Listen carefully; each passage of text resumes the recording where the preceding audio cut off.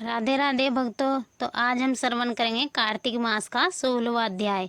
कथा श्रवण करने से पहले हमारा YouTube चैनल सब्सक्राइब जरूर करें। तो चलिए कथा श्रवण करते हैं। राजा पृथु ने कहा, हे नारद जी, ये तो आपने भगवान शिव की बड़ी विचित्र कथा सुनाई है। अब कृपा कर आप यह बताइए कि उस समय राहु उस पुरुष से छूटकर कहाँ गया। नारद जी बोले, उससे छूटने पर वह दूत बर्बर नाम से विख्यात हो गया और अपना नया जन्म पाकर वह धीरे धीरे जलंधर के पास गया। वहां जाकर उसने शंकर की सब चेष्टा कही। उसे सुनकर दैत्यराज ने सब दैत्यों को सेना द्वारा आज्ञा दी। कालनेमी और शुंभ निशुंभ आदि सभी महाबली दैत्य तैयार होने लगे। एक से एक महाबली दैत्य करोड़ों करोड़ों की संख्या में निकल युद्ध के लिए जुट पड़े। महाप्रतापी सिंधुपुत्र शिवजी से युद्ध करने के लिए निकल पड़ा। आकाश में मेघ छा गए और बहुत अपशगुन होने लगे। शुक्राचार्य और कटे सिर वाला राहु सामने आ गया। उसी समय जलंधर का मुकुट खिसक गया, परंतु वह नहीं रुका। उधर इंद्रादिक सब देवताओं ने कैलाश पर शिवजी के पास पहुंचकर सब वृतांत सुनाया और यह भी कहा कि आपने जलंधर से युद्ध करने के लिए भगवान विष्णु को भेजा था।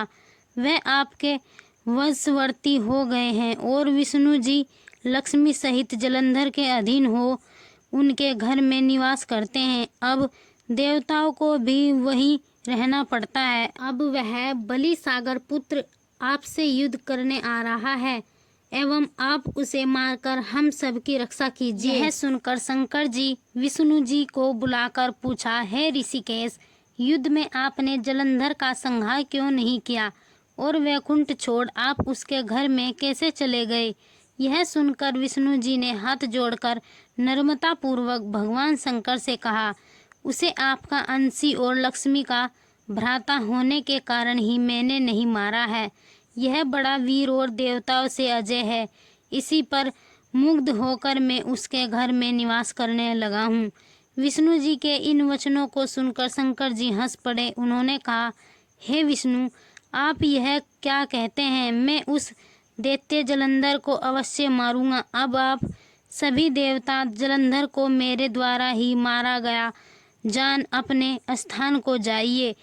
जब शंकर जी ने ऐसा कहा तो सब देवता संदेह रहित होकर अपने स्थान को चले गए। इसी समय पराक्रमी जलंधर अपनी विशाल सेना के साथ पर्वत के समीप आ कैलाश को घोर सिंहनाद करने लगा। दैत्यों के नाद और कोलाहल को सुनकर शिवजी ने नंदी आदि गणों को उससे युद्ध करने की आज्ञा प्रदान की। कैलाश के समीप भीषण युद्ध होने लगा। दैत्य अनेकों प्रकार के अस्त्र शस्त्र बरसाने लगे। भैरी मृदंग, शंख और वीरों तथा हाथी घोड़ों और रथों के शब्दों से संबंधित हो पृथ्वी कांपने लगी। युद्ध में कटकर मरे हुए हाथी घोड़े और पैदलों का पहाड़ लग गया। रक्त मांस का कीचड़ उत्पन्न हो गया। दैत्यों के आचार्य शुक्रा जी अपनी मर्द संजीवनी विद्या से सब दैत्यों को जीवाने लगे।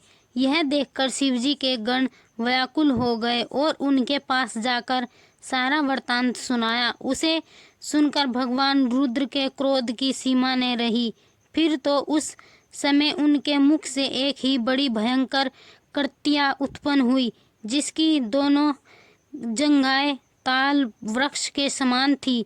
वह युद्ध भूमि में जा सब असुरों का चर्वण करने लग गई और फिर वह शुक्राचार्य के समीप पहुंची और शीघ्र ही अपनी योनि में गुप्त कर लिया और स्वयं भी अंतर्ध्यान हो गई। शुक्राचार्य के गुप्त हो जाने से दैत्यों का मुख मलिन पड़ गया और वे युद्ध भूमि को छोड़ भागे। इस पर शुंभ निशुंभ और कालनेमी आदि सेनापतियों ने अपने भागते हुए वीरों को रोका।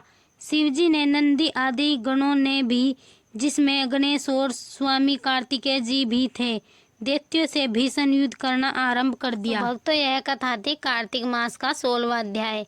17वां अध्याय श्रवण करने के लिए हमारा यूट्यूब चैनल सब्सक्राइब जरूर करें। राधे राधे।